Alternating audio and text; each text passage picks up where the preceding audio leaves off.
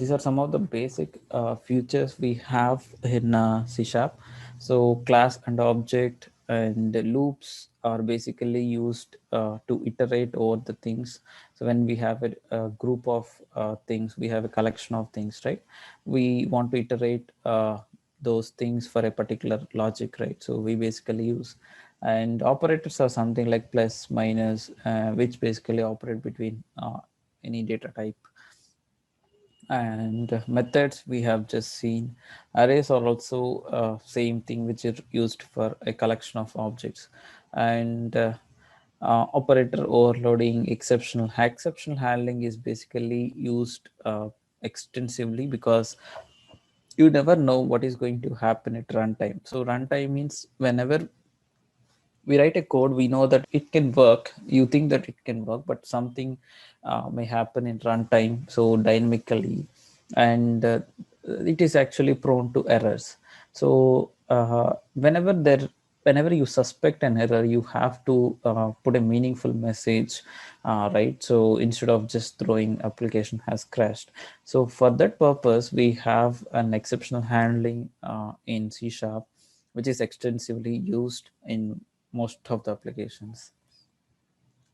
And some of the advanced features, right? I'm not going to get into detail. I'm not getting detail, but I'm just saying these are some of the advanced features like reflection, generics, delegates, events, and some of the few advanced things which C Sharp have introduced is link. So link is something which is similar to uh, SQL kind of thing. So it basically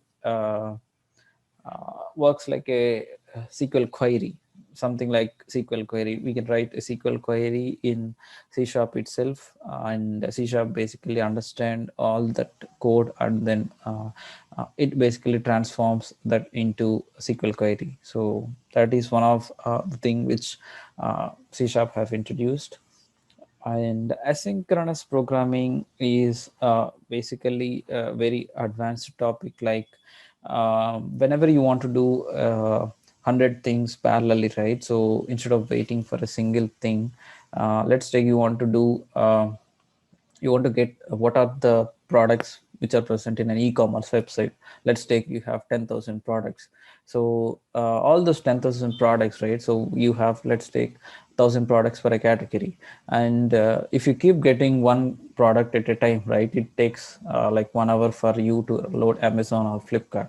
So what this guy is going to do is they're going to fire a request which is going to like fetch the products parallelly. It is not going to be one at a time. It is going to be 100 requests at a time. Asynchronously, it is going to send the request. It is going to get the details, and then at the same time, asynchronously, it is going to render the page. So that way, you basically save so much time. It actually improves the user experience, and yeah.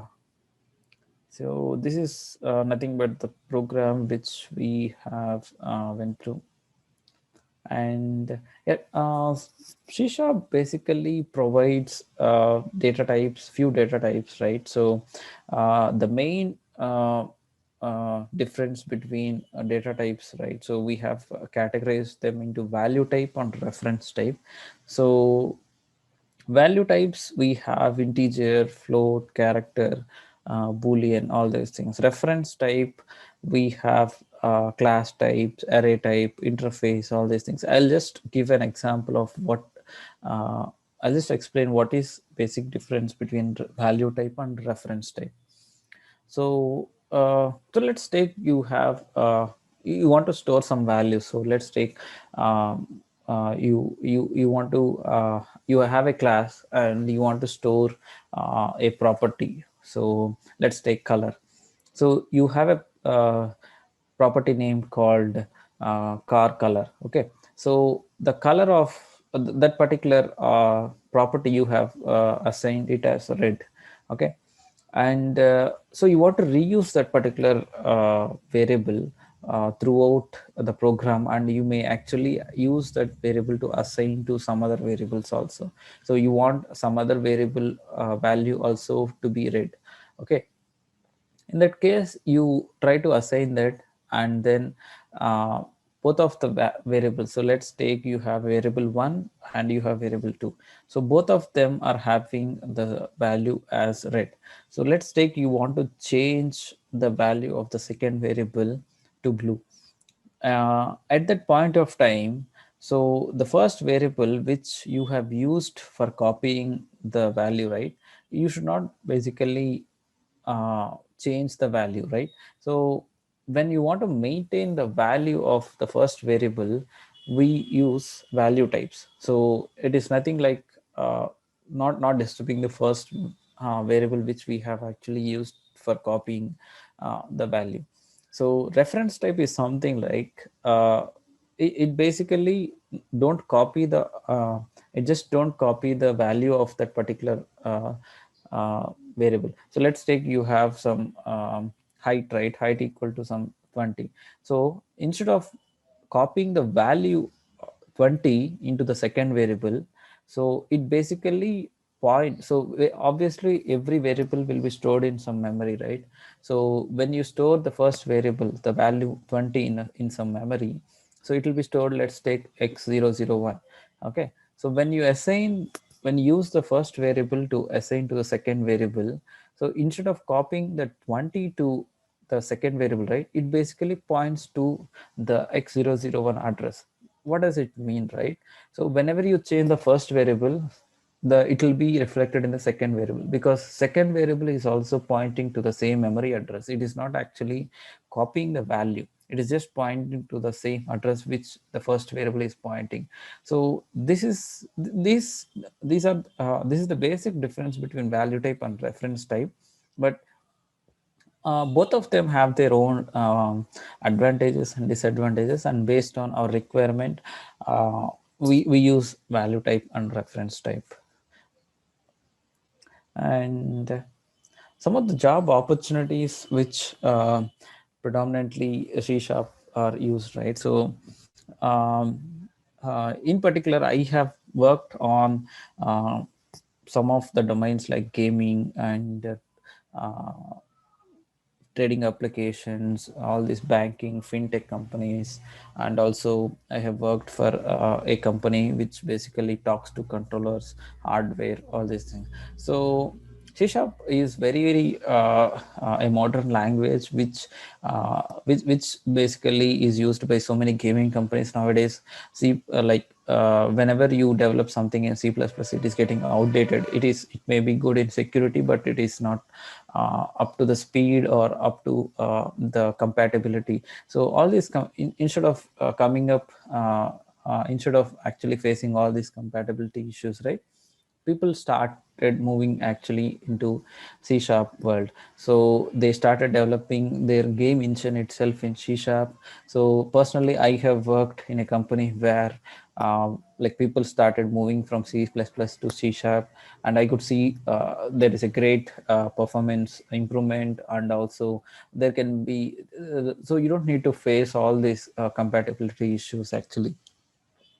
Unity 3D is something which is actually developed by some other, which is being used as a predominant technology for developing games, for developing like so many artificial intelligence, right? So whenever you want to showcase artificial intelligence into the UI, right? So basically we use Unity 3D.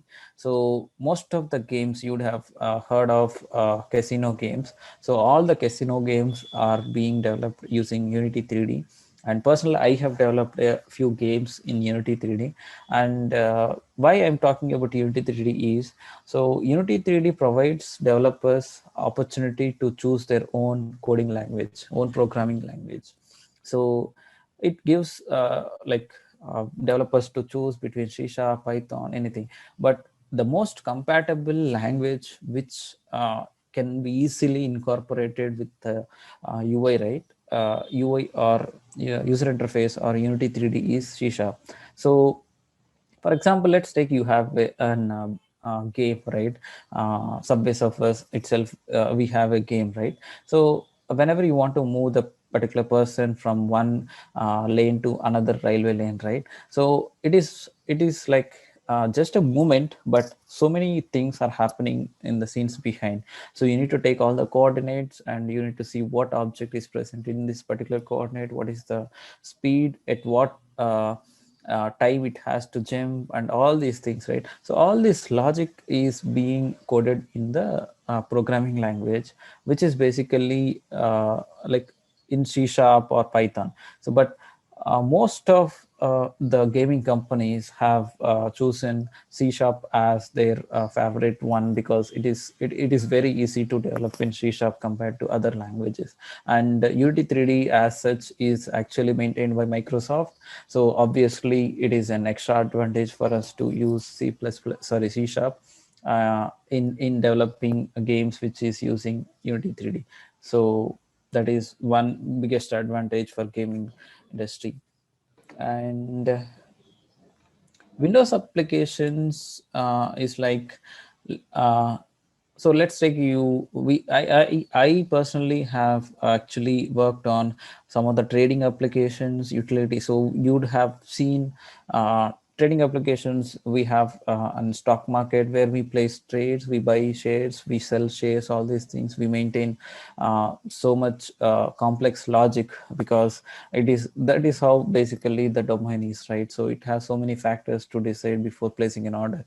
So there we have so many big enterprise level applications which are developed using C sharp.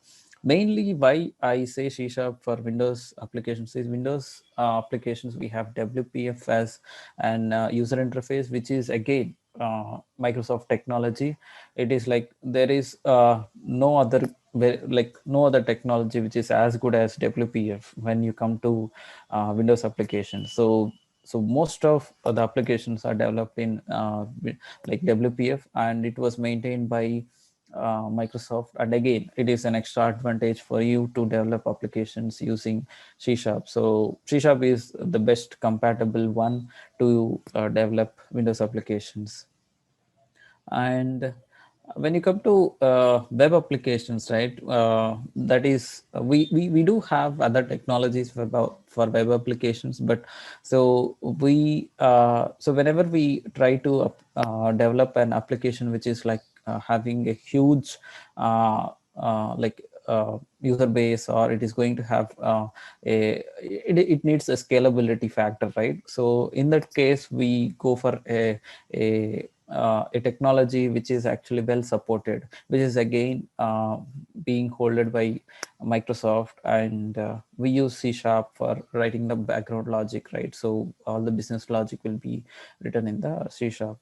And web API is like booming like anything nowadays, because most of the companies started exposing their own web API. And C sharp is one of the language which basically can be used to develop web APIs. And yeah, that's all I had for today.